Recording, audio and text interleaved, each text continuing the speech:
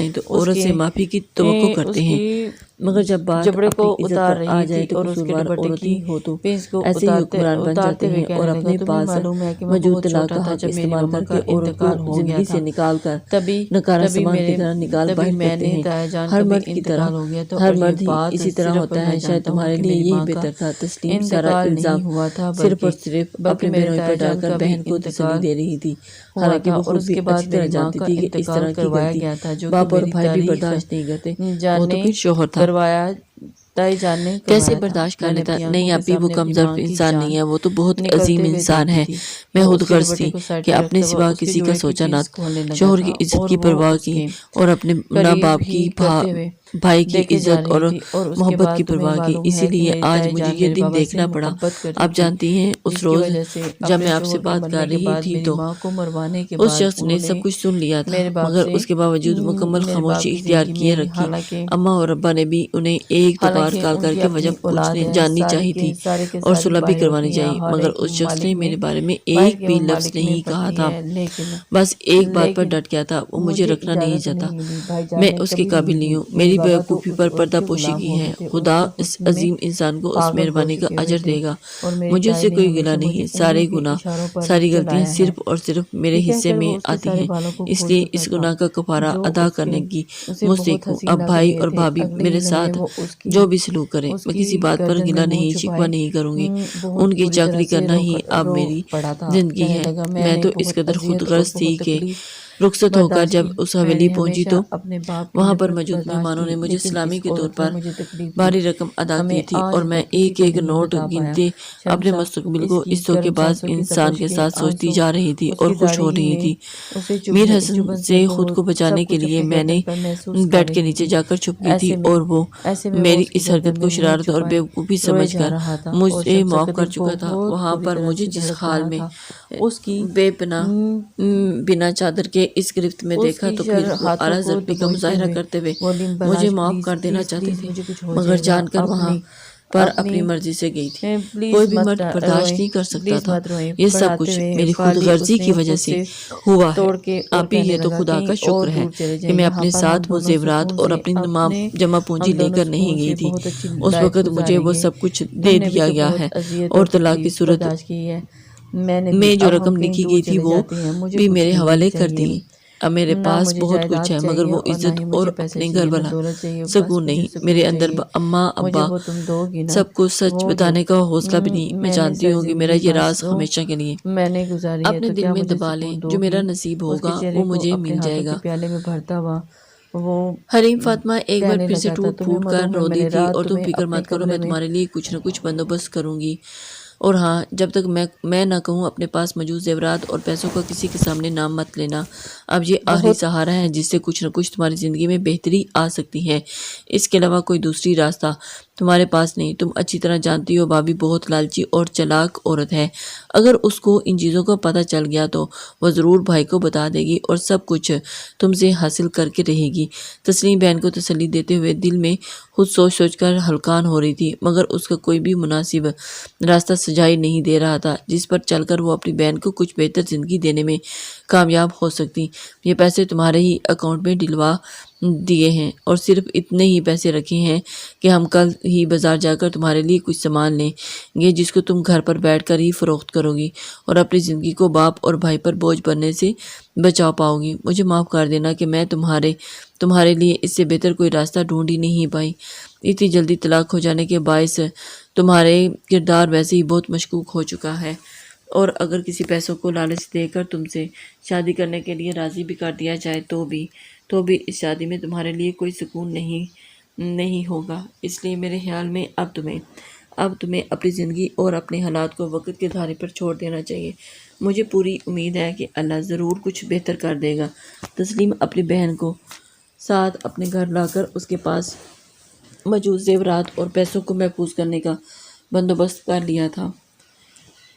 اگلے ہی روز بازار میں منیاری کا سامان خرید کر دونوں بہنیں واپس گھر کی جانب ہو گئی تھی۔ عالیہ نے جب اپنی نند کو مستقل ڈیرے ڈالے دیکھا تو حد سے اکڑ گئی تھی، اور بلا وجہ روز کسی نہ کسی بہانے لڑ جھڑک کر گھر کا ماحول خراب کرنے لگی، مگر ساتھ ہی شوہر کو بھی اپنے نکمے اور نکھٹو بھائی کے ساتھ حریم کی شادی کرنے پر آمادہ کر رہی تھی۔ وہ چاہتی تھی کہ اس کی آمدنی پر اس کا بھائی ساری زندگی سکون سے گزارے۔ ان لوگوں کا پر عالیہ کا بھی احسان ٹھہر جائے گا، جس کے بعد اس کی زندگی بھی آسان ہو جائے گی۔ اماں اور ابا جو اب اس کی عزت کی نگاہ سے نہیں دیکھتے تھے، ضرور اس کے دل بھی صاف ہو جائیں گے۔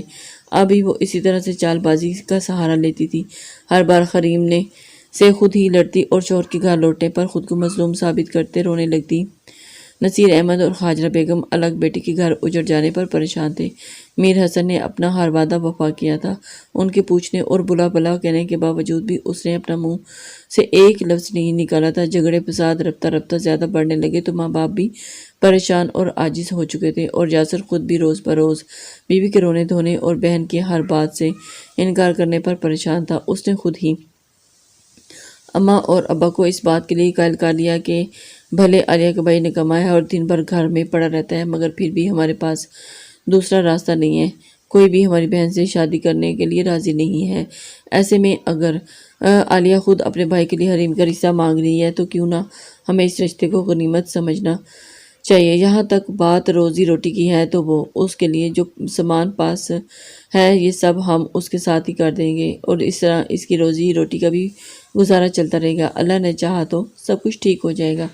آپ لوگوں کو مجھ پر بھی بھروسہ ہونا چاہیے۔ میں وعدہ کرتا ہوں کہ کبھی اپنی بہن کو مشکل حالات میں اکیلا نہیں چھوڑوں گا، مگر اس طرح طلاق ہو جانے پر جب یہ بھی مکمل خاموش ہے اور ہمیں میر حسن بھی کچھ نہیں بتانے کا روادار نہیں، میں خود نہیں سمجھ پا رہا کہ اس سب کے پیچھے کیا وجہ ہے، تو ہم کسی دوسرے کو کیسے کر سکتے ہیں کہ اس میں ہماری بہن کا کوئی قصور نہیں، بلکہ ساری غلطی صرف اس شخص کی ہے جس نے ہماری بہن کو نہ قدری کی۔ نصیر احمد اور خاجرہ بیگم اپنے بیٹے کی ان باتوں سے قائل ہو گئے اور چند ہی دنوں میں سادگی سے حلیم فاطمہ کا نکاح خود سے ہی پورے 10 سال بڑے بد اخلاق اور بد زبان شخص کے ساتھ ہو گیا، وہ جو خود کسی پر بوجھ بننے کی روادار نہیں تھی، شوہر کا بوجھ ڈھونڈنے کے لیے مجبور کر دی گئی۔ بعض اوقات انسان کو اپنی غلطیوں کی سزا دنیا میں ہی اس قدر بھیانک انداز میں ملتی ہے کہ انسان اس پاس رونے کے سوا کوئی دوسرا راستہ نہیں بچتا۔ یہی سب کچھ حریم فاطمہ کے ساتھ ہوا تھا۔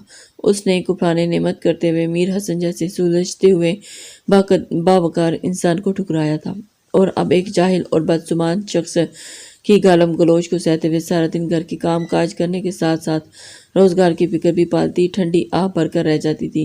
کاش کہ میں اپنے نصیب کے لکھے پر صبر کر لیتی، مگر افسوس انسان ایسا ہی نہ قدرا ہے، بہتر سے بہترین کی تلاش میں ہمیشہ ہیرے کو چھوڑ کر پتھر جھولی میں بھر لیتا ہے، اور جب اندازہ ہوتا ہے تب تک بہت دیر ہو چکی ہوتی ہے۔